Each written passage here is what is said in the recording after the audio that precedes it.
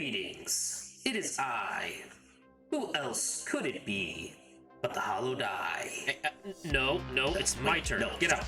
Shoot, get out. Sorry about that. Hi, it's me, the host, the regular human pile of meat sack and pile of secrets that is operating this stuff. And I hope you guys are doing well today. So, we're making a really neat video because of something that happened. That we've noticed within the collecting toy figure stuff. Now, I am someone who loves collecting figures and model kits, and I mostly have enjoyed collecting figures from the SH Monsterarts line of toys. And I also have enjoyed the Yu-Gi-Oh! IP for many years. So when I heard a while back that Bandai had revealed the next line of SH Monsterarts figures were going to be from Yu-Gi-Oh! I was actually pretty delighted. Recently, when they revealed Red Eye's Black Dragon as a future figure to be released, got me thinking, what other monsters could they add to the line? So today, in this video, we're going to be going over my top 10 monsters that I want to see come out in this line of articulated figures. Alright. Oh, no, I think that's copyright. I was going to do a thing, but never mind. Let's go. Number 10. Relinquished! This one is a bit of an odd choice. But let's face it, having a cool 8 to 9 inch figure of Relinquished sitting on your desk would be so rad. Yeah, his design would unfortunately require him to always be attached to a stand, considering he got no dick, no balls, and probably no butthole since this guy feeds on radiation. No legs at all. But if they give him a more articulated stand, you could potentially put this monster in some cool flying poses. Not to mention it would just be neat to just have him like floating around sort of ominously like behind some of your other like Yu-Gi-Oh! SH Monsterarts figures, like some kind of cryptid just like... Number 9.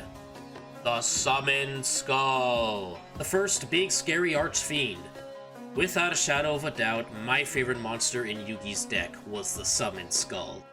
I even remember having the old Mattel toy that came out back in the 2000s. It was such an edgy and so metal looking, this like sinewy skeleton demon. So being able to have a much higher quality and more fully articulated figure would be a dream come true for a young hollow, a young host if you will. It would be pretty cool to see this figure be given its lightning attack as an accessory, or if they want to get spicy with it, they could use the other design of the Summoned Skull with the big scythe. That'd be pretty sick, wouldn't it? Number 8. The Cyber End Dragon. And I'm just someone's brother. This may or may not mark the beginning of me putting a lot of dragon-like monsters on this list. And let's face it, Cyber End Dragon is one of the most iconic monsters to have come out of Yu-Gi-Oh! GX.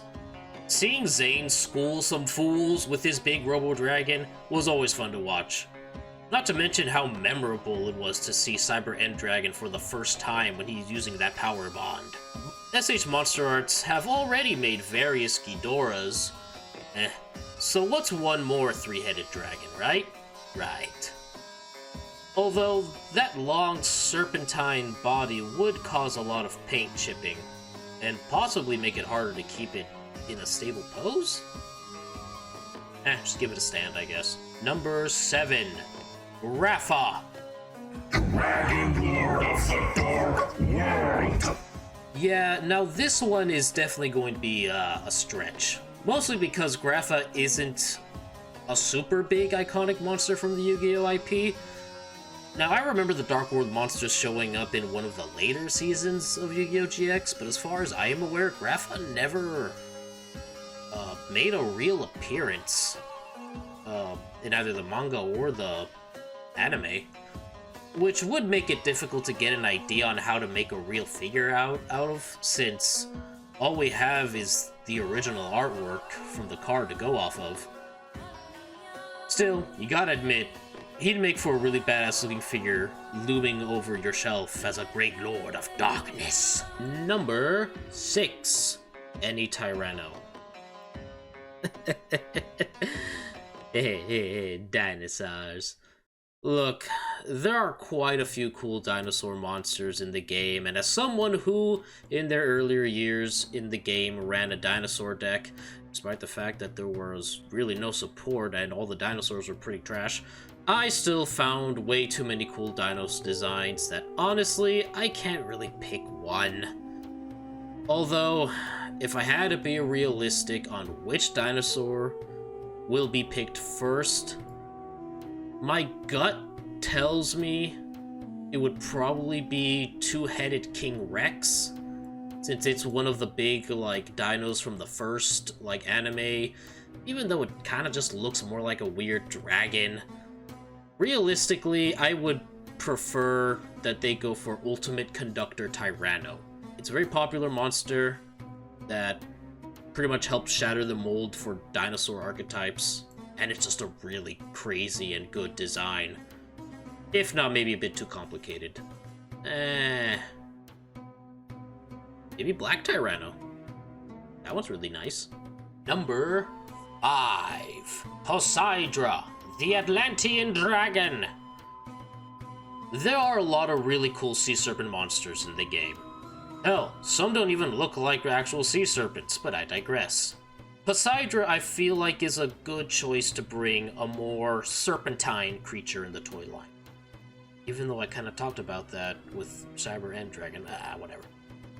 Although, you could make an argument for Daedalus, which, yeah, I can see. Daedalus would actually be pretty neat too, and I think a bit more likely. I just like the design of Poseidra a bit more. That's probably because he makes me think of Lagiacrus from Monster Hunter. Please, Bandai, Tamashii Nations. Please someday. Please, please, please. Number 4. Chaos Emperor Dragon. Yes. The Envoy of the End. Of all the really cool and rare cards of old, this one I would definitely love to see. If Bandai gets this one right, then I can just imagine how good the gold paint would probably be on this guy. I just hope the oddly majestic mane doesn't become an issue with any sort of articulation with the neck or the wings. The reason I initially put it up so high was because I could have sworn SH Figure Arts came out with a Blackluster Soldier a long time ago, but after digging around, I actually couldn't find anything. Hold on there, buckaroo. Hey, it's us, Future Hollow. Yeah, I was editing this video a while back, and when I did some digging, again, found out that Bandai Spirits has announced that they are coming out with the Chaos Soldier model kit, aka Blackluster Soldier, and it looks kind of neat. I just hope it's way better than the last model kits we got from them. Okay, back to the video. Which leads me to my next point. Wouldn't it be cool to see both these monsters as figures together?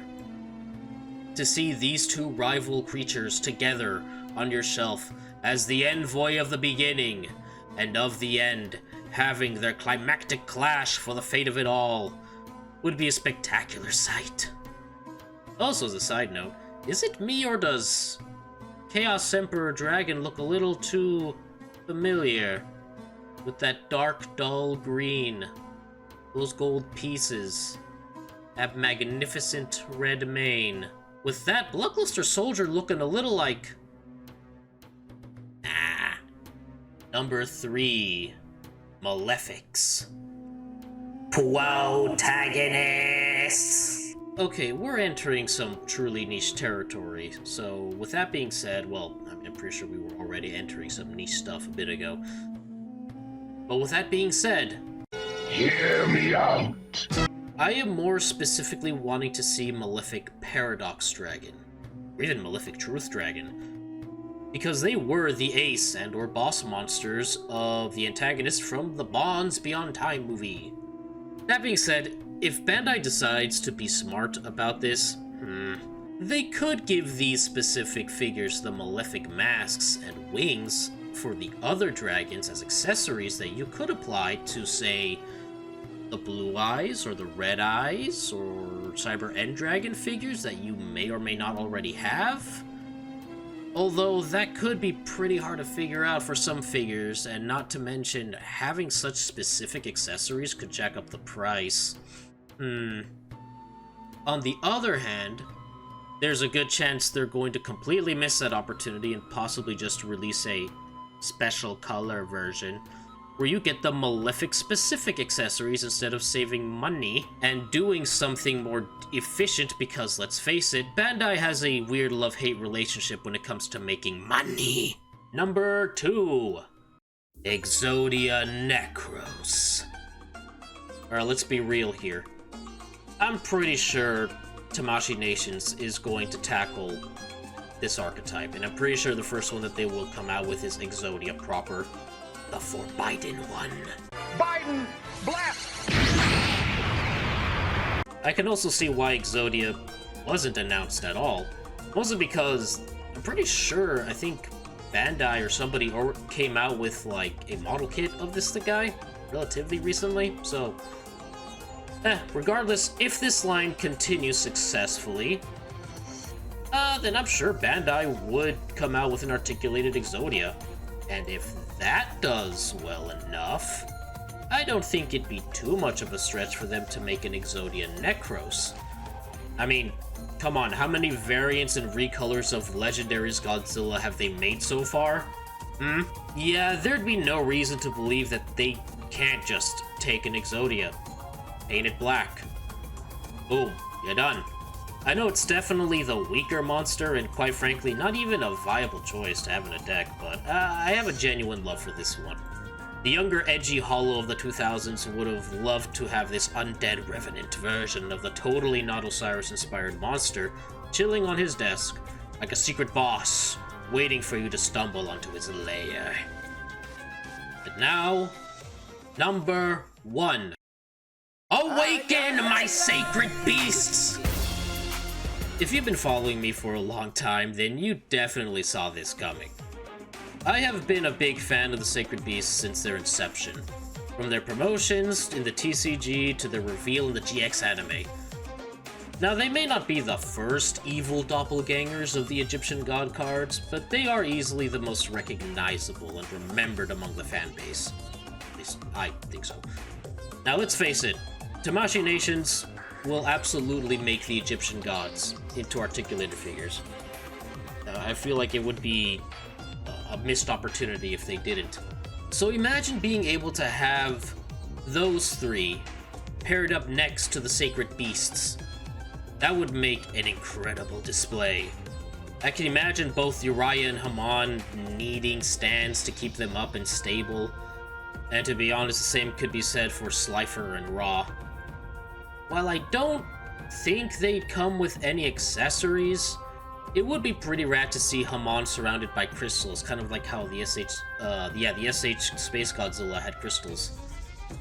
As much as I would love to see Armatile, I don't think there's a way to make that viable. Maybe seeing it as a cool statue would be fun.